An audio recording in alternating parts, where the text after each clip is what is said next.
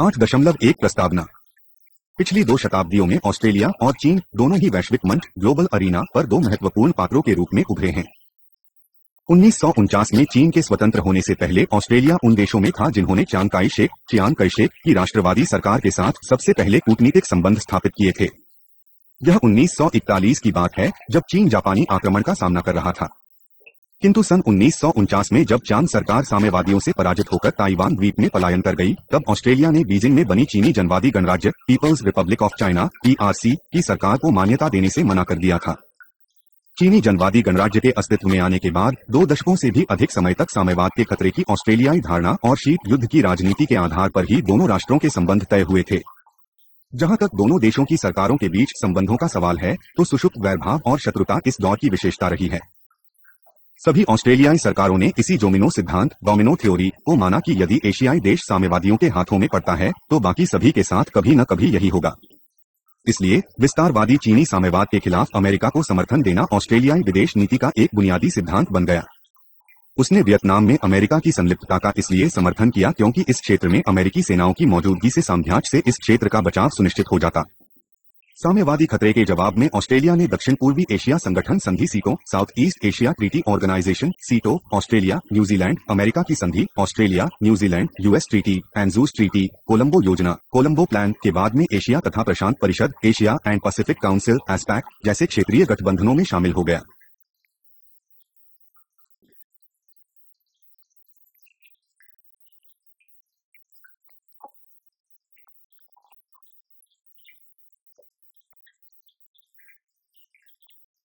उन्नीस सौ 60 के दशक के मध्य में ऑस्ट्रेलिया में एक नया उदारवादी नेतृत्व आने के बावजूद उसकी विदेश नीति में कोई बड़े परिवर्तन नहीं हुए।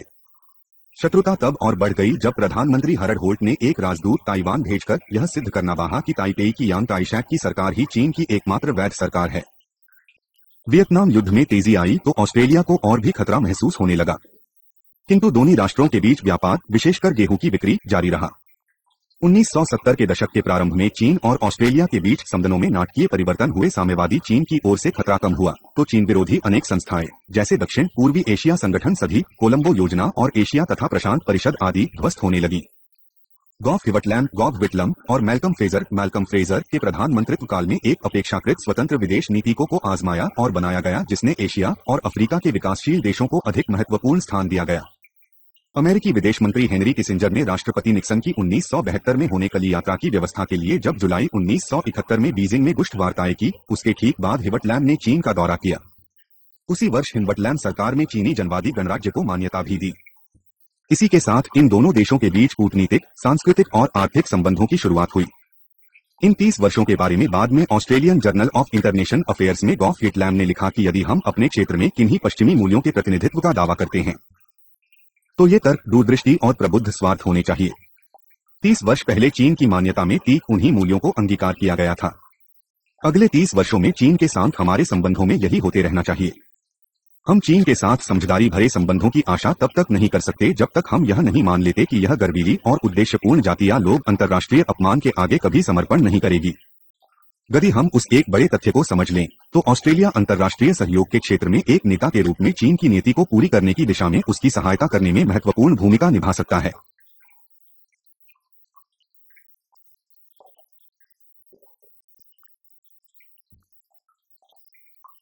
ऑस्ट्रेलिया चीनी जनवादी गणराज्य संबंधों के दूसरे दौर की शुरुआत सामान्यीकरण से होती है। जब 21 दिसंबर 1972 को ऑस्ट्रेलियाई राजनीति में रूढ़िवादी युग की समाप्ति के साथ कूटनीतिक संबंधों की स्थापना हुई और यह दौर शीत युद्ध की समाप्ति और 1990 के दशक के प्रारंभ में भूमंडलीकरण की शुरुआत तक बसता रहता है। 1972 में तब एक बड़ा बदलाव हुआ जब ऑस्ट्रेलिया ने कम से कम आधिकारिक स्तर पर उसे एक बड़ा खतरा मानना छोड़ दिया। शेष ऑस्ट्रेलियाई सैनिक भी वियतनाम से वापस बुला लिए गए। फिर भी अमेरिकी मैत्री के प्रति ऑस्ट्रेलिया की वचनबद्धता वैसी ही बनी रही। यह ध्यान में रखना होगा कि सारा समय ऑस्ट्रेलिया की चीनी नीति चीनी अमेरिकी संबंधों और अमेरिकी चीनी संबंधों पर निर्भर रही। इस परिवर्तन में महत्वपूर्ण भूमिका निभाने वाले अन्य कारक चीन सोवियत संबंधों में फूट, साइनो सोवियत स्प्लिट और दक्षिण पूर्व एशिया में क्रांतिकारी मुक्ति आंदोलनों के प्रति चीन का बदला रवैया आदि हैं। 1979 में वियतनाम को सैनिक पराजय देने में चीन की विफलता ने बाहरी दुनिया के सामने उसकी सैनिक कमजोरी को उजागर कर दिया और इस तरह खतरे का एहसास और भी कम ही गया।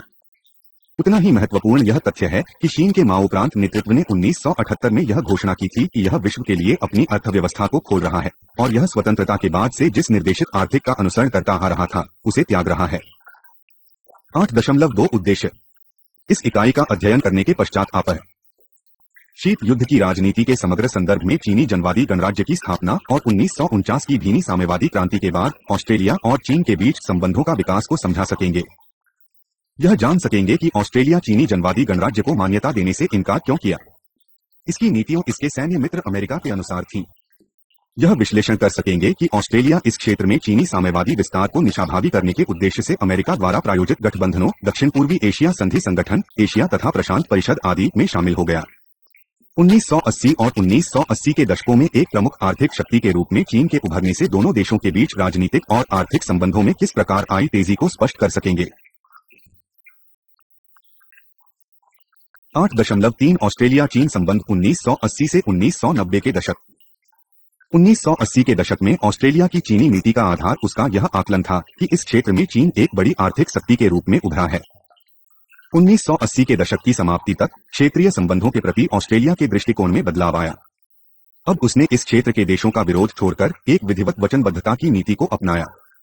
ऑस्ट्रेलिया की विदेश नीति का मुख्य जोर अब अधिकाधिक एक क्षेत्रीय परिवेश के भीतर सामूहिक सुरक्षा और अंतर्राष्ट्रीय संबंधों के भीतर बहुपक्षीयता और गठबंधन बनाने की ओर हो गया। चीन ने भी ऑस्ट्रेलिया के साथ गहरी वचनबद्धता के महत्व को समझा, जिसका प्रत्यक्ष स्रोत उसकी बाहरी दुनिया के लिए खुलने की नीति थी। इस दौर में बड़े राजनीतिक और आर्थिक बदलाव हुए। अमेरिका के आर्थिक प्रतिद्वंद्वी के रूप में जापान का उदय, पूर्वी एशिया में आर्थिक उछाल, पूर्वी यूरोप में साम्यवाद का व्यंस, सोवियत संघ का अंत और अमेरिका का एक छत्र महाशक्ति के रूप में उभरना। उत्तर शीत युद्ध काल के प्रारंभिक वर्षों में चीन ऑस्ट्रेलियाई संबंधों की सर्वाधिक उल्लेखनीय विशेषता रही है, अन्य सभी बातों पर आर्थिक संबंधों का हावी रहना। 8.4 चीन ऑस्ट्रेलियाई आर्थिक संबंध। कभी चीन में ऑस्ट्रेलिया के राजदूत रह चुके ऑस्ट्रेलियन नेशनल यूनिवर्सिटी के एक अर्थशास्त्री ने यह तर्क दिया है कि ऑस्ट्रेलिया की भावी समृद्धि एशिया के आर्थिक विकास से अंतरंगता से जुड़ी है।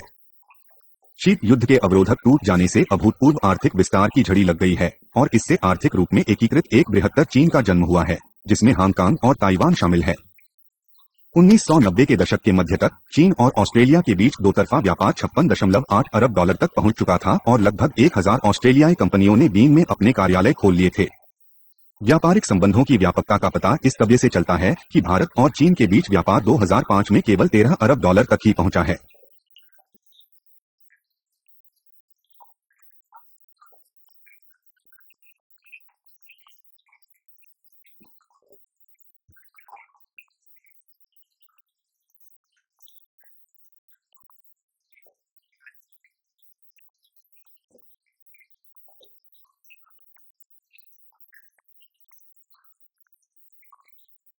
वर्ष 1997 के बाद से चीन ऑस्ट्रेलियाई संबंधों की उल्लेखनीय विशेषता रही है, दोनों ही ओर से उच्चस्तरीय दौरे। इन सभी दौरों में द्विपक्षीय आर्थिक संबंधों को सर्वोच्च प्राथमिकता दी गई है। मई 2000 तक बीनी जनवादी गणराज्य चीन ऑस्ट्रेलिया का तीसरा सबसे बड़ा व्यापारिक भागीदार बन गया था।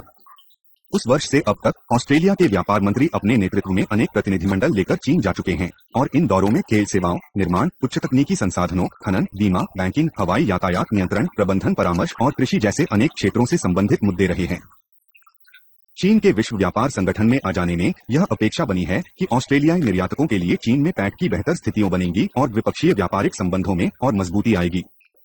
मार्च से अप्रैल 1997 में ऑस्ट्रेलियाई प्रधानमंत्री हॉवर्ड ने चीन का दौरा किया। उन्होंने और चीनी प्रधानमंत्री ली पेंग ने दोनों देशों की अर्थव्यवस्थाओं की पूरकता पर विचार विमर्श किया। उसके बाद ऑस्ट्रेलियाई विशेषज्ञों को अनेक परियोजनाओं के लिए उपयुक्तता संबंधी अध्ययन हेतु बॉन भेजा गया। चीन को तरल प्राकृतिक गैस का ऑस्ट्रेलिया एक भरोसेमंद आपूर्तिकर्ता हो गया। ऊन और वस्त्र का ऑस्ट्रेलिया चीन व्यापार में बहुत महत्वपूर्ण स्थान है। ऑस्ट्रेलिया के ऊन निर्यात का 1/4 चीन आयात करता है। इस यात्रा के दौरान हॉवर्ड ने बीजिंग में जेड बैंक की एक नई शाखा खोली। तब से ऑस्ट्रेलिया अनेक वित्तीय सेवाओं में अपनी विशेषज्ञता चीन को देता आ रहा है। इन सेवाओं में बीमा, बैंकिंग और लेखाविधि शामिल हैं। इसके अतिरिक्त ऑस्ट्रेलिया ने वहां विधिक और परामर्श कंपनी भी स्थापित की है।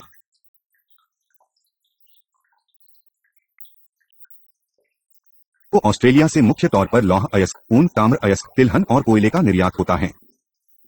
ऑस्ट्रेलिया तो चीन से वस्त्र, खिलौने, खेल के सामान, जूते, चप्पल, टेलीविजन सेट, दूसरा 4 उत्पादों और घरेलू उपकरणों का आयात करता है। जहां तक चीन को ऑस्ट्रेलियाई निर्यात का प्रश्न है, तो लगभग सभी उपभोक्ता वस्तुएं चीन के विकास के लिए अत्यंत महत्वपूर्ण प्राकृतिक संसाधन हैं। प्रारंभिक दौर में चीन को लिए अत्यंत महत्वपूर्ण रहे गेहूं और चीनी के व्यापार का महत्व 1990 के दशक में कम हो गया। ऑस्ट्रेलिया जिन वस्तुओं का आयात करता है, वे ऐसी वस्तुएं हैं जो लोगों को अच्छी जीवन शैली के लिए तो आवश्यक हो सकती हैं, किंतु समय अर्थव्यवस्था के लिए किसी भी तरह से महत्वपूर्ण नहीं है। दूसरे शब्दों में ऑस्ट्रेलिया अपने विकास के लिए जितना चीन पर निर्भर है, उससे कहीं अधिक अपने विकास के लिए चीन ऑस्ट्रेलिया पर निर्भर है। 8 अप्रैल 2001 निवेश। 8 अप्रैल 2001 निवेश। चीन ऑस्ट्रेलियाई आर्थिक संबंधों की एक रोचक विशेषता यह है कि ऑस्ट्रेलिया में चौनी निवेश चीन में ऑस्ट्रेलियाई निवेश से कहीं ज्यादा है। ऑस्ट्रेलियाई सांख्यिकी ब्यूरो के अनुसार वर्ष 1995 से 96 में चीनी जनवादी गणराज्य का निवेश 139.7 करोड़ ऑस्ट्रेलियाई डॉलर का था, जो अगले वर्ष घटकर 122.1 करोड़ ऑस्ट्रेलियाई डॉलर रह गया, किंतु वर्ष 1997 से 98 में यह तेजी से बढ़कर 234.5 करोड़ ऑस्ट्रेलियाई डॉलर हो गया। किंतु वही स्रोत चीन ने ऑस्ट्रेलियाई निवेश वर्ष 1996 से 96 में 55.1 करोड़ ऑस्ट्रेलियाई डॉलर, वर्ष 1996 से 97 में 98.4 करोड़ ऑस्ट्रेलियाई डॉलर और वर्ष 1997-08 में 124.1 करोड़ ऑस्ट्रेलियाई डॉलर बताते हैं। जिस एक क्षेत्र में ऑस्ट्रेलियाई निवेश अत्यधिक महत्वपूर्ण है और दीर्घकालिक असर डाल सकते हैं, वह क्षेत्र है आवासीय संपत्ति का विकास। इस क्षेत्र में सर्वाधिक चर्चित सौदा चीन की झांगवान इन्वेस्टमेंट डेवलपमेंट कंपनी लिमिटेड के साथ हुआ है। इसका लक्ष्य शंघाई में अच्छे स्तर के आवास बनाने के लिए 10 करोड़ ऑस्ट्रेलियाई डॉलर इकट्ठा करना है, जिसमें 66,000 लोगों के रहने के लिए जगह होगी। चीन में आज भी निजी आवास की बहुत मांग है, क्योंकि चीनी राज्य सभी के लिए सस्ते आवास उपलब्ध कराने की अपनी पूर्ववर्ती भूमिका से हट रहा है और लोगों की समृद्धि बढ़ रही है। किंतु गिरवी और कर्ज की अवधारणा 1990 के दशक में चीन में इतनी अधिक विकसित नहीं हुई थी, जिसके कारण स्थावर संपत्ति का कारोबार जोखिम भरा था। फिर भी ऑस्ट्रेलियावासियों ने चीन में निवेश किया।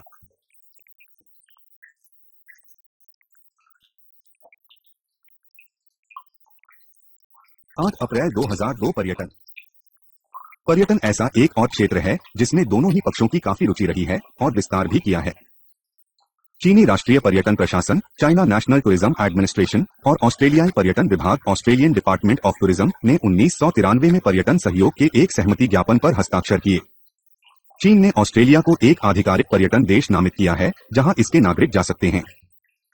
तब से दोनों देशों के बीच पर्यटकों की आवाजाही प्रति वर्ष बढ़ती ही जा रही है।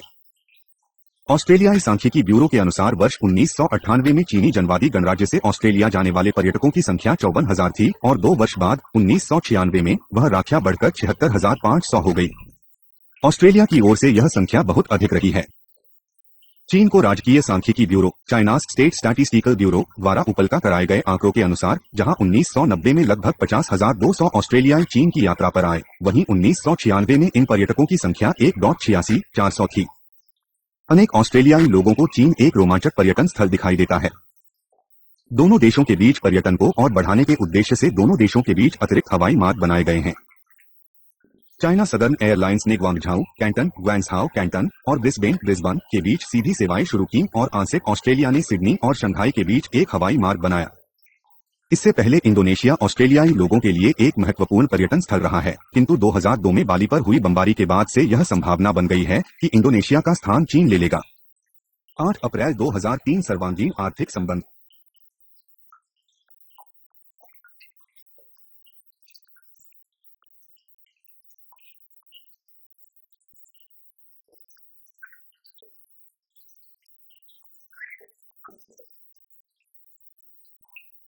आठ अप्रैल 2003 सर्वांगीण आर्थिक संबंध। चीन ऑस्ट्रेलियाई आर्थिक संबंधों की उपर्युक्त प्रवृत्तियों के अतिरिक्त हमें प्रांतवार आधार पर विभिन्न प्रकार के आर्थिक संबंध दिखाई देते हैं। वर्ष 1999 में इस नए संबंध का उदय हुआ।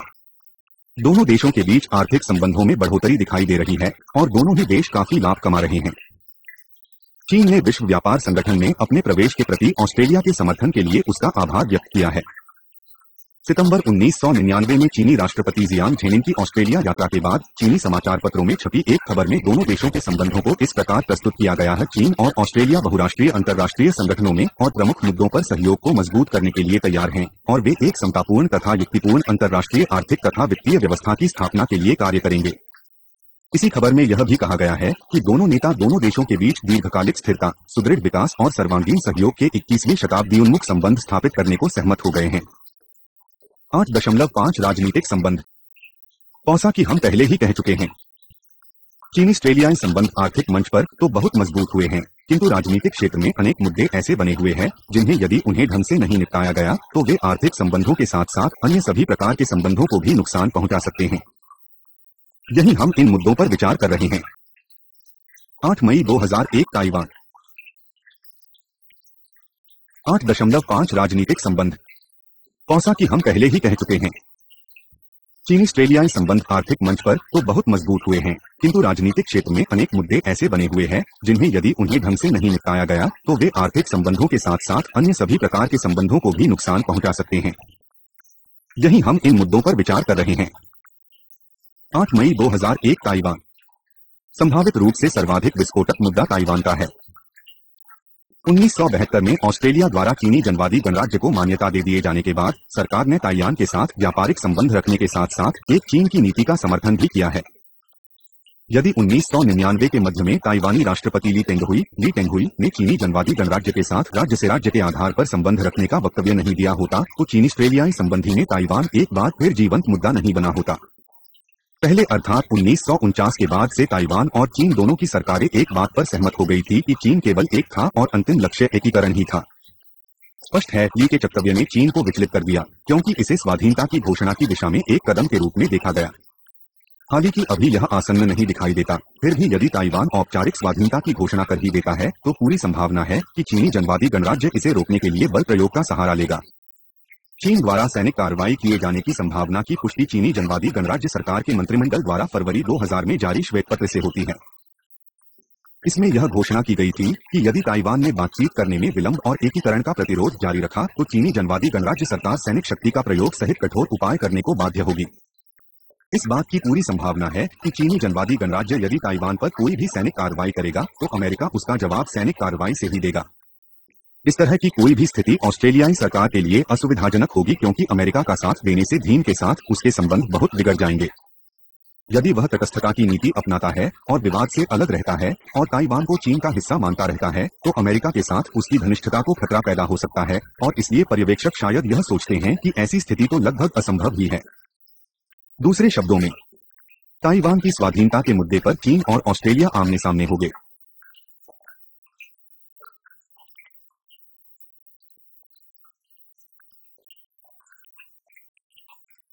यहाँ यह बता देना आवश्यक है कि 1999 के मध्य ली तेंगहुई के वक्तव्य यो बाद से ऑस्ट्रेलिया सरकार ने कम से कम 2 मौकों पर ताइवान मुद्दे पर अपनी स्थिति दोहराते हुए यह कहा है कि वह अब भी एक चीन के सिद्धांत को स्वीकार करता है। उदाहरण के लिए 1999 में चीनी विदेश मंत्री सांग जियाक्सुआन के आमंत्रण पर ऑस्ट्रेलियाई विदेश मंत्री ने चीन का सरकारी दौरा किया और इस मौके पर यह पुष्टि की कि ऑस्ट्रेलिया सरकार दृढ़ता से एक बीन की नीति का अनुसरण करती है। चीनी प्रधानमंत्री ने कथित तौर पर इस दृष्टिकोण की प्रशंसा की। उसी वर्ष बाद में जब चीनी राष्ट्रपति जियांग ज़ोमिन ने ऑस्ट्रेलिया का दौरा किया तो उन्होंने एक चीन पर ऑस्ट्रेलिया के दृढ़ रुख की प्रशंसा की। जियांग ने चीन सरकार की राष्ट्रीय संप्रभुता और प्रादेशिक अखंडता की रक्षा करने की नीति की भी पुष्टि की। कैनबरा में संपन्न संवाददाता सम्मेलन में राष्ट्रपति जियांग ने यह घोषणा की कि यदि ताइवान स्वाधीनता की मांग करता है अथवा बाहरी ताकतें इस मुद्दे पर हस्तक्षेप करती है जो विशुद्ध रूप में चीन का एक अंदरूनी मामला है तो चीन ताइवान मुद्दे को हल करने के लिए बल प्रयोग की नीति को किसी भी हालत में नहीं छोड़ेगा। 8 मई 2002 पूर्वी तिमोर।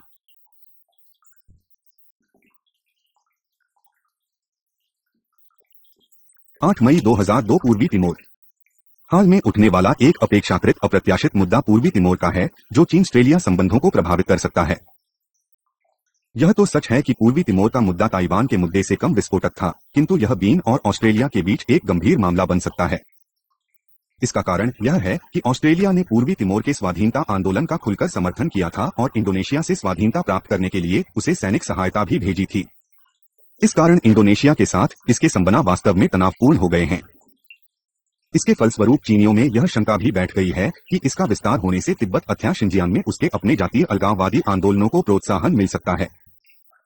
यह सच है कि पूर्वी तिमोर की अंतर्राष्ट्रीय स्थिति तिब्बत अथवा शिनजियांग से भिन्न है क्योंकि संयुक्त राष्ट्र ने पूर्वी तिमोर को इंडोनेशिया के अभिन्न अंग के रूप में कमी मान्यता नहीं दी है। इस समय ऐसा लगता है कि पूर्वी तिमोर का मुद्दा हल हो गया है, किंतु इसमें ऑस्ट्रेलिया के प्रति चीन का भरोसा डिगाने की संभावना तो है ही। 8 मई 2003 मानवाधिकार। 8 मई 2003 मानवाधिकार। मानवाधिकार के मुद्दे पर चीन और ऑस्ट्रेलिया के दृष्टिकोणों में अंतर है और इसके कारण निकट भविष्य में उनके द्विपक्षीय संबंधों में बिगाड़ संभव है। ऑस्ट्रेलियाई लीग दशकों से चीन की राजनीतिक व्यवस्था को ऐसा मानते आए हैं जो अपने नागरिकों को मानवाधिकारों से वंचित रखती है और उनका उल्लंघन करती है। 1970 के दशक के अंत में चीन के उन्मुख होने के बाद ये आशंकाएं थोड़ी कम हो गई थीं। किंतु जून 1989 की घटनाओं से एक बार फिर ऑस्ट्रेलिया में चीन के प्रति अविश्वास और निंदा की स्थिति बनी थी। तियानमेन चौक में और उसके आसपास निर्दोष निहत्थे नागरिकों, जिनमें अधिकतर विद्यार्थी थे, के मारे जाने से ऑस्ट्रेलिया सरकार एक जटिल स्थिति में आ गई है कि चीन के प्रति अपनी नीति को बिगाड़े बिना कैसे प्रतिक्रिया व्यक्त की जाए। जैसा कि एक पर्यवेक्षक ने कहा है, नरसंहार के बाद चीन को दैत्य बनाने में नवस्थापित विदेश नीति और ऑस्ट्रेलियाई बहुसंस्कृतिवाद दोनों को चुनौती देने का खतरा था, किंतु बहुत मूक प्रतिक्रिया देने से दोनों ही देश खतरे में पड़ जाते। ऑस्ट्रेलिया की प्रतिक्रिया एशिया के लिए विश्वसनीय होनी थी और उसे घरेलू उपभोग के लिए चीन में बहुलवाद और मानवाधिकार की रक्षा के प्रति वचनबद्धता भी दिखानी थी। अधिकांश ऑस्ट्रेलियाई नेताओं ने इस नरसंहार पर वगासा महसूस किया। पहले चीनी नेताओं ने सभी ऑस्ट्रेलियाई प्रधानमंत्रियों के साथ सफल संबंध बनाए हुए थे, इसलिए विरोध प्रदर्शन कर रहे निहत्थे विद्यार्थियों पर दमनात्मक कार्रवाई ने ऑस्ट्रेलिया में अनेक लोगों को स्तब्ध कर दिया। तभी क्रांतिमय उदारवादियों के तौर पर देखे जा रहे चीनी नेता अब बीजिंग के बूचड़ बन गए थे। चीन और रूस की तुलना को अगस्त 1991 के असफल साम्यवादी तख्तापलट से बल मिला था, जिसके परिणामस्वरूप सोवियत संघ का विलोप हो गया।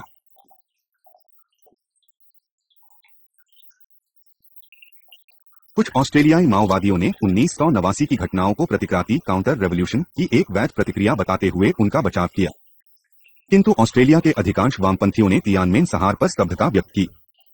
ऑस्ट्रेलिया की कम्युनिस्ट पार्टी ने इन हत्याओं को निहत्थे नागरिकों का पाशविक सहार बताते हुए इनकी निंदा की और यह आरोप लगाया कि Chinese people's liberation army, Chinese people's liberation army की कार्रवाइयों से समाजवाद के सिद्धांतों का विश्वासघात हुआ है और इससे उसकी अंतर्राष्ट्रीय छवि को और भी धक्का लगा है। निर्दोषों का सहार, मासकर ऑफ इनोसेंस शीर्षक से एकक वामपंथी लेफ्ट विंग शिक्षाविद माइकल डट्टो ने कहा था, चीन की कम्युनिस्ट पार्टी ने 4 जून को उस देश के हालिया इतिहास के एक सबसे मैशन अत्याचार को अंजाम दिया। कथनी वो बजाय करनी में समाजवाद को उतारने की मांग कर रहे निहत्थे नागरिकों के विरुद्ध कार्रवाई करते हुए पार्टी ने सीधा साधा सशस्त्र हमला ही बोल दिया। वर्ष 1992 तक 4 जून 1989 की बरसी पर ऑस्ट्रेलिया में रात्रि जागरण और विरोध प्रदर्शन होते रहे। 1993 में प्रधानमंत्री कीटिंग की चीन यात्रा के बाद ही इसमें कार नरमी आई। इस यात्रा से व्यापार की संभावनाएं काफी बढ़ गई। 1994 से 95 में दो तरफा व्यापार 6.6 अरब डॉलर तक पहुंच गया था और उस समय तक लगभग 1000 ऑस्ट्रेलियाई कंपनियों ने चीन में अपना काम जमा लिया था। फिर भी जैसा कि दूरसंचार माध्यमों और अन्य स्रोतों से स्पष्ट होता है, तियानमेन की घटनाओं को ऑस्ट्रेलियाई लोगों ने भुलाया नहीं है। दूसरी ओर चीनी लोग विदेशी सरकारों के प्रति अत्यधिक संवेदनशील रहे हैं और उन्होंने तियानमेन की घटनाओं को मानवाधिकार का मुद्दा बताया है और इस आधार पर उनकी आलोचना की है कि यह चीन का अंदरूनी मामला है और दूसरे देशों को उस पर टिप्पणी करने की आवश्यकता नहीं है। 8 मई 2004 तिब्बत और फालुन गांव।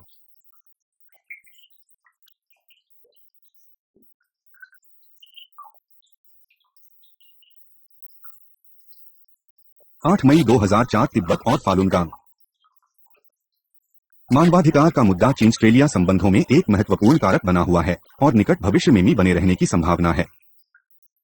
ऑस्ट्रेलिया में अनेक व्यक्ति और संगठन है जो शिद्दत से यह महसूस करते हैं कि उनके देश को स्वतंत्र तिब्बत फ्री तिब्बत आंदोलन का समर्थन करना चाहिए, भले ही इसके कारण चीन के साथ उसके संबंध बिगड़ जाएं। ये सभी तिब्बतियों की दुर्दशा की ओर ध्यान आकर्षित करने के लिए नियमित रूप से सम्मेलन, बैठकें, प्रदर्शनियों आदि करते रहते हैं, जिससे चीनी तंत्र को अत्यंत अप्रसन्नता होती है। फालुन गोंग एक बौद्ध पंथ है जिस पर 1999 से चीनी जनवादी गणराज्य में पाबंदी लगी हुई है। इस पथ के भी पूरे ऑस्ट्रेलिया में अनेक समर्थक और अनुयायी हैं। चीन सरकार द्वारा फालुन गांग पर कार्रवाई करने के बाद से इसके ऑस्ट्रेलियाई समर्थकों ने चीनी अधिकारियों की अपने ही नागरिकों की धार्मिक स्वतंत्रता छीनने के लिए निंदा और आलोचना की है। फालुन गांग के मुद्दे पर ऑस्ट्रेलिया ने अभी तक कोई आधिकारिक वक्तव्य नहीं दिया है, किंतु यह बात तिब्बत के बारे में नहीं कही जा सकती। जब 1992 में दलाई लामा ने ऑस्ट्रेलिया की यात्रा की तो उन्होंने तत्कालीन प्रधानमंत्री पॉल कीटिंग से मुलाकात की थी। उन्होंने तिब्बत सूचना कार्यालय खोलने के लिए ऑस्ट्रेलिया सरकार की अनुमति मांगी, जो उन्हें दे दी गई और सिडनी में यह कार्यालय खुल गया। जब इस बात की औपचारिक घोषणा हुई कि दलाई लामा 1996 में एक बार फिर से ऑस्ट्रेलिया पहुंचेंगे, तो चीन सरकार ने ऑस्ट्रेलिया के नेताओं से यह कड़ा अनुरोध किया कि वे उनसे न मिलें। किंतु प्रधानमंत्री हॉवर्ड और विदेश मंत्री डाउनर दोनों ने ही चीन की इस बात को नहीं माना। साली की ऑस्ट्रेलिया ने तिब्बत को हमेशा ही चीन का एक हिस्सा माना है, फिर भी चीन के लिए ऑस्ट्रेलिया में दलाई लामा का बढ़ता प्रभाव हमेशा चिंता का कारण रहा है। तिब्बत के साथ मानवाधिकार मुद्दे जुड़े हैं और ऑस्ट्रेलिया में अन्य अनेक देशों की तरह एक मजबूत तिब्बत गुष्ठ है, जिसका तथ्य है कि बीन की ओर से तिब्बत में मानवाधिकार का चोर उल्लंघन हो रहा है और उस पर लंबे समय से कोई लगाम नहीं लगाई गई है। यह गुट ऑस्ट्रेलियाई सरकार और व्यापारिक प्रतिष्ठानों से लगातार आग्रह करता आ रहा है कि वे चीन के साथ कारोबार बंद करें, भले ही उससे ऑस्ट्रेलिया के आर्थिक हितों को नुकसान पहुंचे। वर्तमान हॉवर्ड सरकार के काल में यह एक बड़ा विवादित मुद्दा रहा है। जून 1909 की घटनाओं ने मानवाधिकार वो मुद्दे को तमाम पश्चिमी देशों की विदेश नीतियों की कार्यसूची में सबसे ऊपर लाकर रख दिया है और ऑस्ट्रेलिया की आने वाली सरकारें इसकी अनदेखी नहीं कर पाई है। 8.6 ऑस्ट्रेलिया संबंधी चीनी धारणा।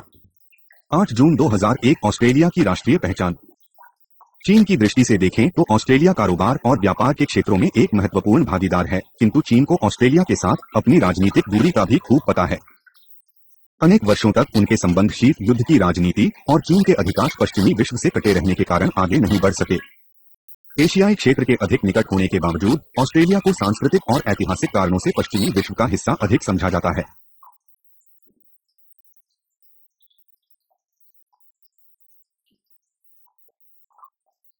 ऑस्ट्रेलियाई विदेश नीति में देखे जा रहे बदलाव की दूसरी विशेषता है ऑस्ट्रेलिया की अपनी राजनीतिक और सांस्कृतिक धरोहर तथा ऐतिहासिक परंपरा की ओर लौटने की इच्छा।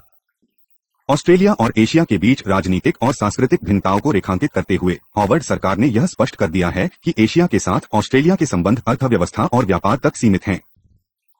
हॉवर्ड ने कहा कि जहां तक उसके इतिहास, संस्कृति, परंपरा और मूल्य व्यवस्था का प्रश्न है, ऑस्ट्रेलिया एक एशियाई देश नहीं है। यही नहीं, ऑस्ट्रेलिया पूर्व पश्चिम की राजनीतिक और सांस्कृतिक खाई को पाटने का इच्छुक भी नहीं है। चीनियों के लिए इसका यह संकेत है कि चीन बड़ा राजनीतिक, सांस्कृतिक और मूल्य व्यवस्थाओं में अपनी पश्चिमी परंपरा और पहचान की ओर लौट रहा है। ऑस्ट्रेलिया की बदलती विदेश नीति की तीसरी विशेषता चीनी दृष्टि से अमेरिका के साथ उसके सैन्य गठबंधन को उन्नत बनाना है। इसे गठबंधन सरकार की विदेश नीति का सर्वाधिक उल्लेखनीय बदलाव समझा जाता है। सत्ता संभालते समय हॉवर्ड सरकार ने अमेरिका के साथ अधिक मजबूत संबंधों को अपनी विदेश नीति की एक सर्वोच्च प्राथमिकता बताया था। सैनिक आदान प्रदान को बढ़ाने के अतिरिक्त ऑस्ट्रेलिया ने अफगानिस्तान और इराक जैसे अनेक अंतर्राष्ट्रीय मुद्दों पर भी अमेरिका का समर्थन किया है।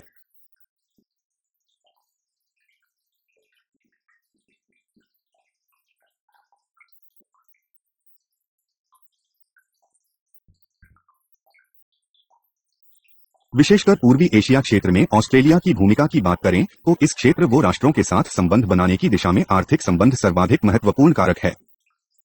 वर्षों से इंग्लैंड के साथ कमजोर होते रिश्तों के कारण ऑस्ट्रेलिया को अपनी विदेश नीति का केंद्र एशिया प्रशांत क्षेत्र और विशेषकर पूर्वी एशिया को बनाना पड़ा है, जहां हाल के वर्षों में तेजी से आर्थिक विकास होता देखा गया है।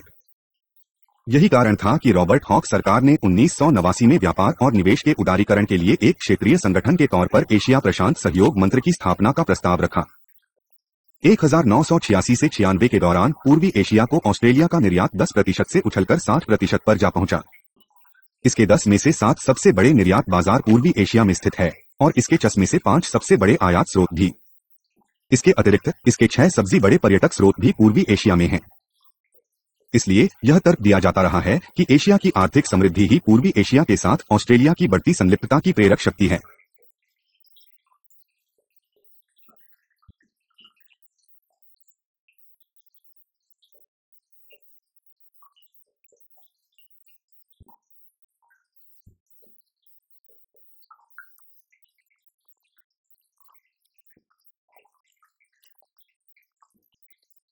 पूर्वी एशिया क्षेत्र के साथ ऑस्ट्रेलिया के संबंधों में अर्थव्यवस्था और व्यापार के बाद उसकी राष्ट्रीय सुरक्षा के सरोकारों का स्थान है। अतीत में ऑस्ट्रेलिया अपनी राष्ट्रीय सुरक्षा के लिए मुख्य रूप में इंग्लैंड और अमेरिका पर निर्भर करता था। शीत युद्ध की समाप्ति के बाद ऑस्ट्रेलिया ने अपना ध्यान एशिया पर केंद्रित कर दिया, किंतु इसका यह मतलब नहीं निकलता कि ऑस्ट्रेलिया अब अमेरिका के साथ अपने सैनिक गठबंधन को तोड़ देगा। चीनी शायद यह संकेत दे रहे हैं कि घटते अमेरिका प्रभाव की इस स्थिति में कैनबरा सुरक्षा मामलों में स्वतंत्र रक्षा तथा क्षेत्रीय सहयोग के महत्व को समझ रहा है। जहां अर्थव्यवस्था और सुरक्षा के पहले दो सरोकारों का आधार भूराजनीतिक है, वहीं अमेरिका के साथ सैनिक गठबंधन का तीसरा सरोकार ऐतिहासिक है। प्रधानमंत्री हॉवर्ड ने बारंबार यह वक्तव्य दिया है, हमें अपने इतिहास और अपनी भौगोलिक स्थिति के बीच चुनाव नहीं करना है। चीनी आकलन में यह टिप्पणी ऑस्ट्रेलिया की एशिया भीति में ऐतिहासिक और सांस्कृतिक धरोहर के महत्व का सत्यापन करती है। हालांकि ऑस्ट्रेलिया आर्थिक दृष्टि से एशिया के साथ जुड़ा रहेगा, फिर भी राजनीतिक और सांस्कृतिक स्तर पर एशिया के साथ व्यवहार करना उसके लिए और भी अधिक जटिल समस्याजनक रहेगा। बैंकी एशिया स्वयं भी विविधताओं से भरा है, इसलिए ऑस्ट्रेलिया के लिए इसके साथ एकीकृत होना असंभव होगा। किंतु ऑस्ट्रेलिया के सामने चुनौती यह है कि क्या वह यूरोप और अमेरिका से स्वामीन रहकर पूर्व और एशिया दोनों के साथ एकीभूत हो सकता है। इस मुद्दे पर जहां लेबर सरकार ऑस्ट्रेलिया की स्वतंत्रता के बारे में मुखर थी, वहीं गठबंधन सरकार यूरोप और अमेरिका के साथ घनिष्ठता की बात करती है।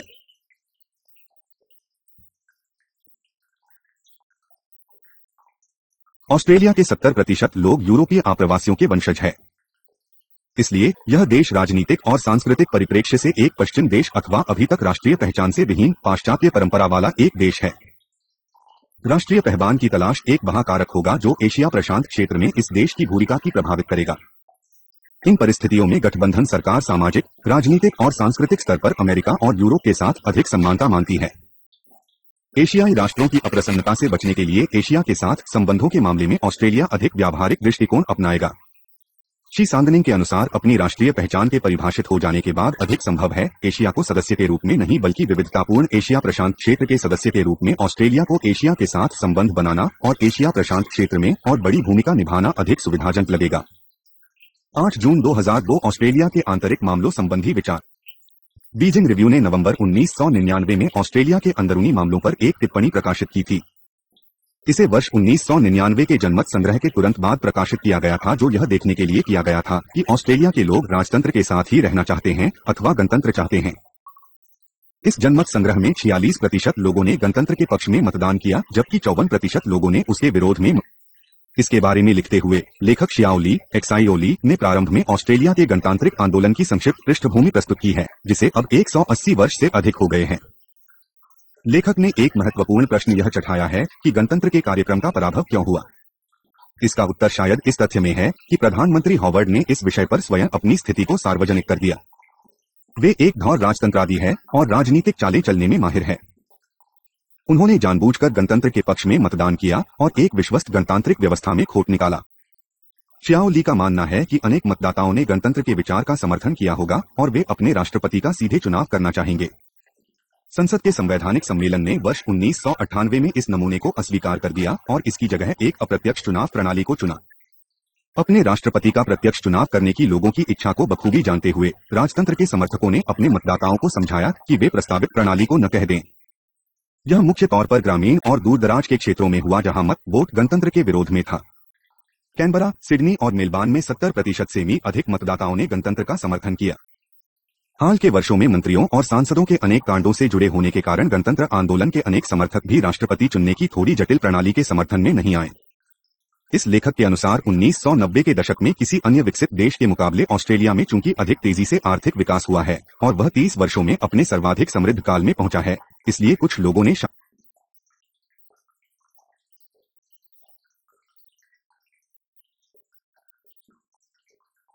दक्षिण प्रशांत में एशिया के पड़ोस में बसे होने के नाते ऑस्ट्रेलिया ने अनेक जातीय समूहों के आप्रवासियों को स्वीकार किया है। हाल के वर्षों में यहां एक बहुल संस्कृति का खूब विकास हुआ है। इस बात को ध्यान में रखते हुए कि 21वीं शताब्दी अपने पहले दशक में है, ऑस्ट्रेलिया को यह विचार करना है कि यह कहीं जाए। राजतंत्र के समर्थक इंग्लैंड के साथ संबंध रखना चाहते हैं, क्योंकि उनके विचार में यह मात्र एक प्रतीक नहीं है, बल्कि इससे अन्य एशियाई देशों के साथ रिश्तों में भी ऑस्ट्रेलिया को सुविधा होगी। चूंकि अधिकांश लोग अपने भविष्य को लेकर अनिश्चय की स्थिति में थे, इसलिए उन्होंने यथास्थिति को बनाए रखना चाहा। दूसरे शब्दों में, चीन के विश्लेषणकार ऑस्ट्रेलिया को एक रूढ़िवादी अथवा यथास्थिति समर्थक के रूप में देखते हैं। अंत में शियाओली यह राय व्यक्त करते हैं कि गणतंत्र कार्यक्रम के पराभव से यह आवश्यक नहीं है कि गणतंत्र आंदोलन का अंत हो गया है। जैसा कि अनेक गणतंत्रवादी सोचते हैं, यह एक लघु लोकतंत्र है। ऑस्ट्रेलिया की एक ऐसा गणतांत्रिक नमूना ढूंढने के लिए समय चाहिए होगा जो सभी पक्षों को स्वीकार्य हो।